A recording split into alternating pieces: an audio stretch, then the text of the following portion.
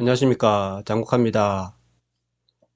오늘은 무엇을 방송할까 고민하다가 서울 아파트 값이 52%가 올랐느니 14%가 올랐니, 경실련이 주장하기로는 3년간 서울 아파트 중위 가격이 3억 원이 뛰었다 하니까 국토부에서 감정원 실시의 자료 14% 상승에 그쳤다 하면서 반박을 하였죠. 제가 생각하는 서울 집값 상승은 지금 100%라 생각합니다. 100%. 왜냐면은 어, 서울 집값을 제가 어디를 중심으로 제가 보느냐면은 성북구를 중심으로. 성북구는 비싼 지역도 아니고 서울에 이제 음, 아파트 비싼 지역도 아니고 아주 조금 삼류 정도에 해당하는 지역입니다. 근데 그쪽에서 있는 아파트 중에 종암동 그 레미안 아파트가 있습니다. 레미안. 제가 옛날에 수원에 아는 분이 이제 일가 친척이 수원에 있을 때 제가 수원에 집을 팔고 서울로 가서 집을 사라 했는데 성북구에 그때 샀단 말입니다. 성북구 종암동 레미안을. 근데 그 당시 서울 집값이 한 5천만 원 빠졌습니다. 여기 분양하고 난 뒤에 가격이 떨어졌습니다. 떨어졌는데 그 아파트를 이제 사게 되었죠. 그 있다 보니까 이제 시간이 지나면서 상승을 하게 되었는데, 에, 현 정권이 들어오기 전에 그 당시 이 종암동 레미안 아파트가 4억 5천에서 한 5억을 했단 말입니다. 5억. 그러면은 저는 그걸 기준으로 제가 그때 안락동에 안락드란치에 살고 있었는데, 그 당시 안락드란치가 한 4억 정도 했단 말입니다. 4억. 그죠? 3년 전이죠. 3년 전에 4억 정도 했단 말입니다. 근데 그걸 지나고 나서 보다 보니까 있다 보니까 어, 현 정권이 들어와서 한 6개월인가 지나니까 막 사람들이 서울에 집값이 막 오를 것이라고 막 이야기를 하더라고요. 그래서 어,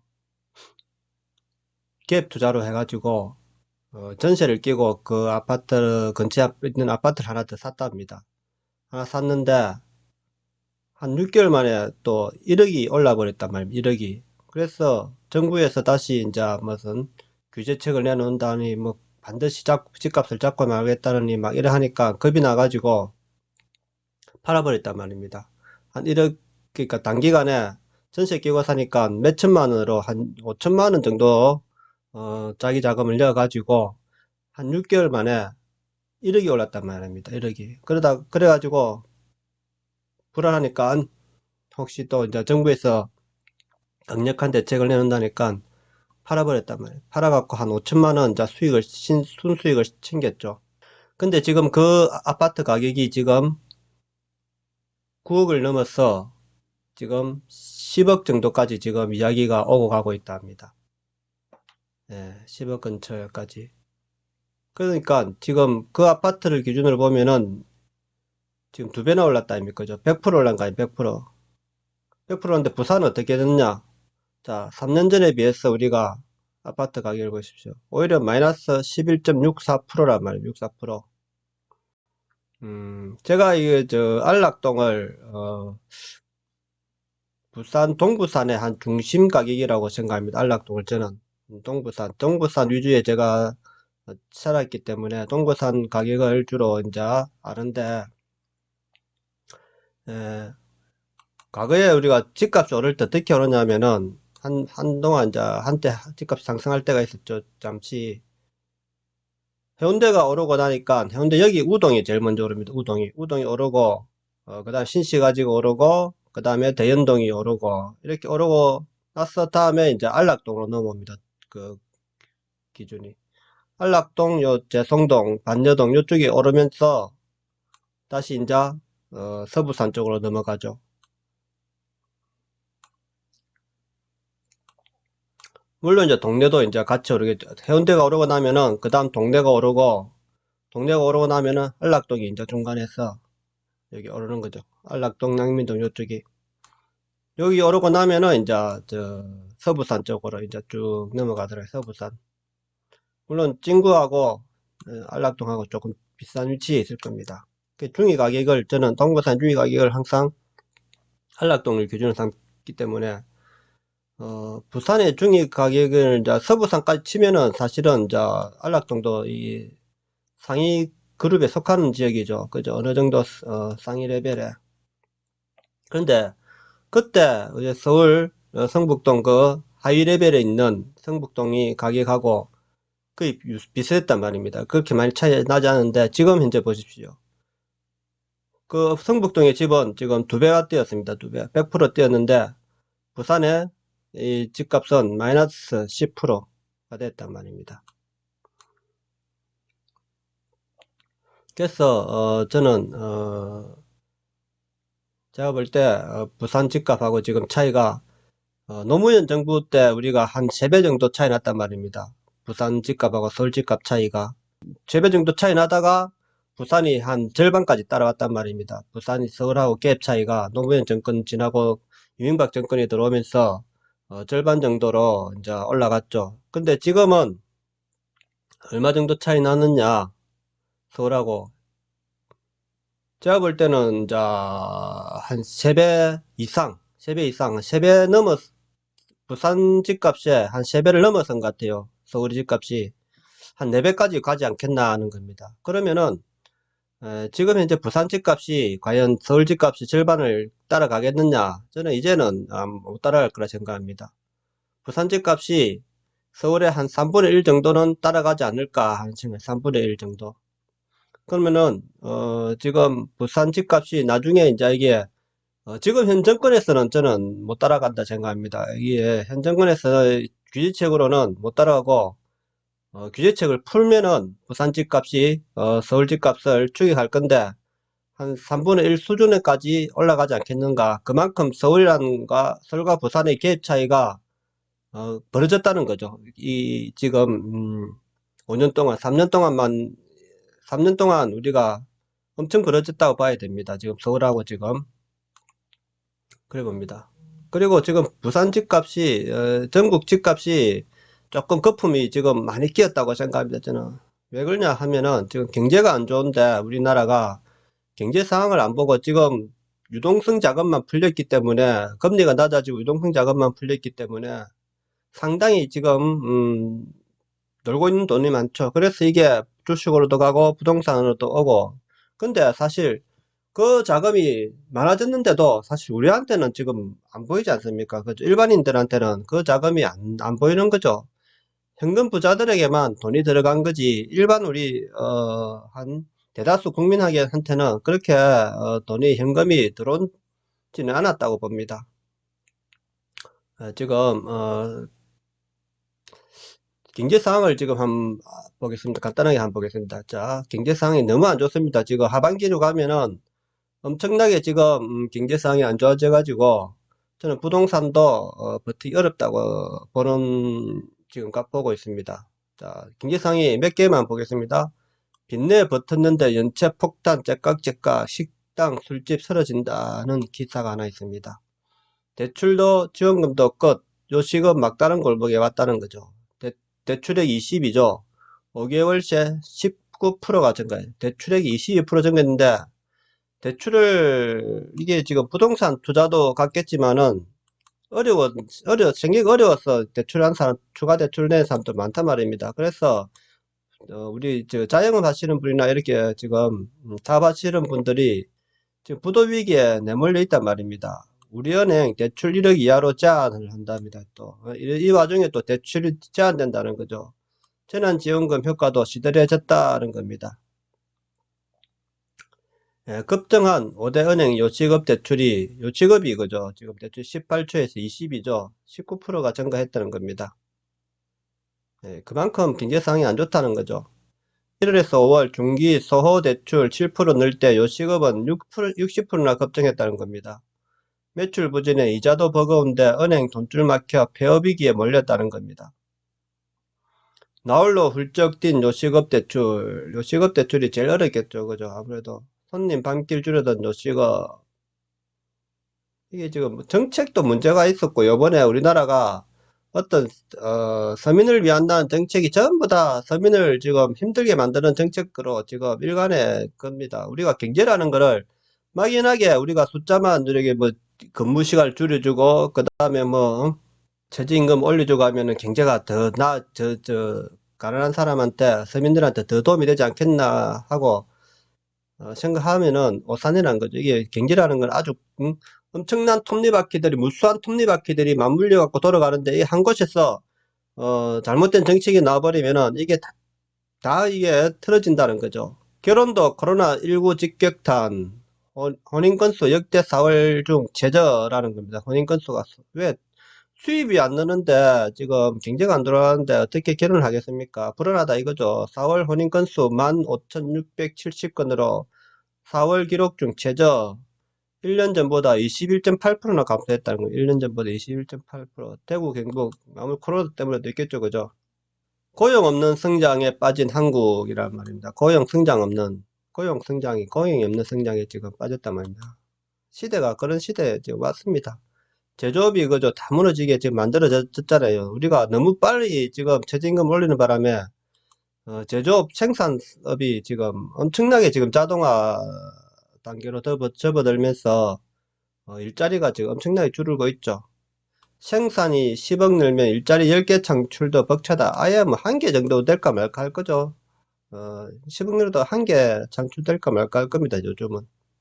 75만 가구 빚도 못 갚을 처지. 한국은행 외환위기급 스트레스 상황. 지금 우리나라가 외환위기급 스트레스라는 상황입니다. 이런 상황을 좀 알고 그죠 우리가 투자를 하셔야 될 겁니다. 투자라는 거는 위험한 신호가 오고 있습니다. 지금 투자의 위험한 신호가 집값이 거품이 낄 때 우리가 더 경제 상황을 우리가 흘러가는 상황을 모르고 무조건 투기판에 뛰어드는 거는 잘못하면 큰 낭패를 볼 수 있다고 생각합니다. 제목만 보고 뭐 넘어가겠습니다. 그래서 지금 서울 아파트 값이 지금 누구 말이 맞느냐? 저는 물론 이제 수치상으로는 이제 서울 경신련 말이 맞죠. 3년간 서울 아파트 중위 가격이 3억 원이 뛰었다는데 저는 3억 원보다 더 뛰었다고. 이게 이제 왜냐면은 서울 전체를 놓고 보면은 이제 중위 가격이 3억이지만은 실제로 우리가 사람이 살만한 아파트 어느 정도 그죠? 그런 아파트를 보면은 한 15년, 그 아파트도 지금 보면은 한 20년 다 돼 간다 아닙니까? 아파트가 20년 다 돼 가는데 소리는 이런 20년 된 아파트도 이렇게 오른단 말입니다. 그만큼 수요층이 많다는 거죠. 많은데도 이렇게 규제책을 일관해도 못 잡는다는 거죠. 서울 아파트가 저는 3억 원이 아니고 4억 5천에서 한 5억이 뛰었다. 5억 원까지 우리가 실물 경제에서는 5억이 뛰었다고 보는 겁니다. 저는. 근데 국토부는 이렇게 감정은 시세자료 14% 상승에 그쳤다. 이걸 가지고 지금 반박을 하고 있는데 이 탁상공론이죠. 그죠? 예? 현실 반영 못하고 통계 함정에 빠져. 지금 이러니까 정책이 제대로 나올 수가 없죠. 그죠? 현실을 모르니까. 21번 대책 서울 아파트값 3억 50% 상승. 실제로는 우리 100% 상승, 100%. 예? 실물 경기에서는 100% 정도 상승. 서울 아파트 가격은 아예 안 오르는 아파트 지역 이런 거는 빼야죠. 그죠? 그런 거를 무시해버리면은 그래야 된다는 거죠. 통계의 과잉 해석이라는 거죠. 이게 통계의 과잉 해석. 잘못하면은 통계라는 거를 이렇게 해석해버리면은 우리나라 지금 정부가 잘못하고 있는 게 통계를 지금 마음대로 지금 주물리고 있지 않습니까? 그래서 저 마음대로 자료를 저 입맛에 맞는 자료를 뽑아낸단 말입니다. 이게 잘못된 거예요. 통계라는 거는 진짜 필요한 우리가 통계라는 게 뭡니까? 우리가 전산제가 개발했기 때문에 안다 아닙니까? 이게 윗선에 보고되는 자료는 진짜 이게 보고서는 실물 경기를 반영해야 된단 말이야. 실물 경기를 반영 안 하고 자기 입맛에 맞는 자료를 만들어 주면은 그게 이제 기업을 하나 말아먹듯이 나라도 말아먹을 수 있다는 겁니다. 그러니까 경제정의 실천 민주시민연합이 어딥니까? 경실련이 사실은 문재인 정부의 지지 세력 아닙니까? 지지 세력인데 이 지지 세력마저 이제는 문재인 정부 3년간 서울 아파트 중위 가격은 한 채당 3억 1,400만 원에서 52% 폭등했다. 이게 제가 4억 5천에서 지금 9억 10억 합니다. 9억 10억. 4억 5천에서 9억 10억. 이거는 이제 좀 너무 이제 낮은 아파트까지 다 해버리니까 이래 되는 거죠. 경실련은 KB국민은행 주택가격 동향을 바탕으로 각 정권 출범 첫 달과 마지막 달의 아파트 평균 가격이라고 할 수 있는 중위 가격을 비교해 3% 하락한 이명박 정부와 29%는 박근혜 정부와 비교했을 때 2배 이상 오른 가격이라고 했다.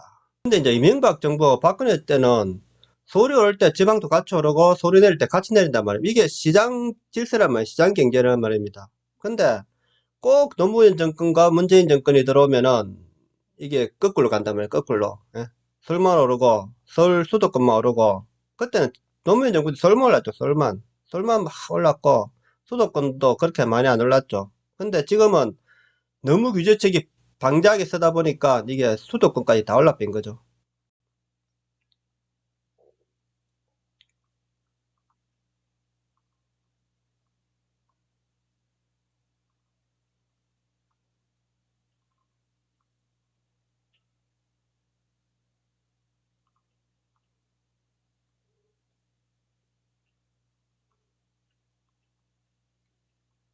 오히려 시장에서는 정부가 평균의 함정에 빠져 있다고 지적한다.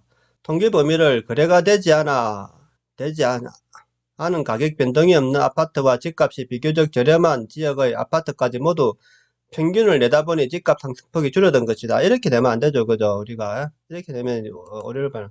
게다가 감정원 조사의 표본수는 전국 아파트의 0.1%다. 2018년까지만 해도 감정원의 표본수는 8천여 가구였다. 무엇보다 일주일에 최소 한 건 이상 거래가 이루어지는 단지는 드물기 때문에 가격을 추정할 수밖에 없다. 현실 가격을 방영하기 힘든 이유다는 것이죠. 감정원은 또 심지어 표본도 공개하지 않는, 우리가 모든 것을 투명하게 해야 되는데 이렇게 표본도 공개하지 않았고 신축된 가격이 크게 오른 아파트가 표본에서 빠져 있다는 지적이 나오는 이유다. 이게 참 이렇게 사람을 우리 국민을 속인단 말입니다. 통계를 가지고 통계는 근본이라 통계를 우리가 거짓으로 말하면은 나라가 망합니다. 이거 기업이 망하듯이 기업이 보고서 올라가는 통계 자료가 거짓으로 위선되어 있을 때는 그 기업은 어떤 정책을 내놔도 망한단 말입니다. 예? 그거 똑같이 나라 운영도 똑같은 이치란 말입니다. 이게. 그럼에도 정부는 감정원에서 발표한 시세 자료가 국가 통계임을 강조하면서 정책의 성과가 나오고 있다는 입장만 되풀이하고 있다. 이렇게 그죠? 무능한 정부가 지금 이렇게 국민들이 경실련이 어딥니까? 경실련. 현 정부의 지지 세력 아닙니까? 지지 세력까지 저렇게 했으면은 좀 생각을 하고 돌아보고 반성을 하고 그죠?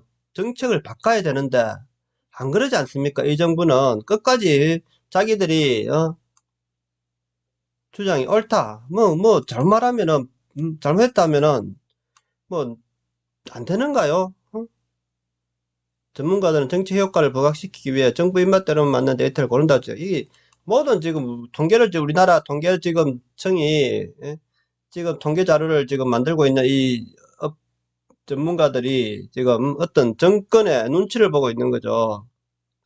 그러니까 이렇게 통계를 가지고 조작하면은 나라가 이렇게 망한다는 겁니다. 지금 우리나라는 풍전등화에 있습니다. 풍전등화. 예, 제가 볼 때는 하반기에 무슨 일이 큰 일이 한번 나지 않을까 싶습니다. 예, 그러니까 모르겠습니다. 또 이제 이래갖고 기본소득 해가지고 뭐 돈을 풀겠죠, 그죠? 또 돈을 풀 건데 과연 그게 언제까지 갈 수 있을지 저는 의문스럽습니다. 아무리 풀어도 그 돈이 우리가 쓰는 돈이 늘어나야 될 건데 크게 안 늘어납니다. 잠시 반짝하지, 예? 잠시 반짝하지 크게 늘어나지 않는다는 겁니다. 벌써 그죠? 다 떨어졌다 아닙니까? 저는 아직 다 안 썼어요. 그거 카드 이어놓고 쓰니까 뭐 내가 옛날 생활비 쓰는 거나 똑같은데 그거 받으면 뭐합니까? 똑같은데 쓰는 건 똑같은데 제가 그렇지 않습니까? 내가 그거 들어 나왔다고 해서 내가 더 많이 3개월 동안 기간이 있으니까 뭐 전체 있어도 되잖아요. 이거 전체 있어도 되기 때문에 일대가에 쓰는 대로 그대로 쓰니까 아직까지 남았어요. 우리가 국가 지원금 재난 지원금을 받았는데 아직까지 남아 있습니다. 그만큼 이게 돈을 뿌린다고 해서 경제가 살아나는 게 아니란 말입니다.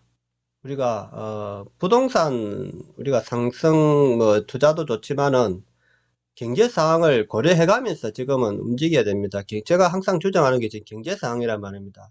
뭐 이런 금리 낮은 금리에 그저 이렇게 뭐 풍부한 유동성 자금이 풀렸대도 경제가 무너지면은 아무 다 지금 그 저 빚만 넣는 겁니다. 빚만 계속 넣는 거죠. 그 실업자가 지금 좀 있으면은 부동산도 큰 위기가 올 거라 생각합니다. 이렇게 가다가는 물론 살아남는 건 부자들이죠. 부자만 살아남겠죠. 그러니까 여러분들이 이 정부가 서민을 위한 정부가 아니라는 것을 좀 아시고 그만큼 우리가 좀 경제상을 좀 보고 우리가 잘 선택을 해야 될 것 같아요. 모든 거를. 그러니까 국민들이 어디에 힘을 실어주느냐에 따라서 국가는 변하기 때문에 우리가 할 말 없죠. 국민이 뽑았기 때문에 할 말 없는 거 아닙니까? 그죠? 그렇지만 잘못됐을 때는 잘못했다고 지적할 수 있는 우리 국민이 돼야 되겠죠. 그죠? 그래야지 나라가 바로 서고 우리가 모든 국민이 다 잘 살 수 있는 나라를 만들어야 하지 않겠습니까? 자, 오늘 방송 여기까지 하겠습니다. 내용이 좋았다면 구독과 좋아요 부탁드립니다. 감사합니다.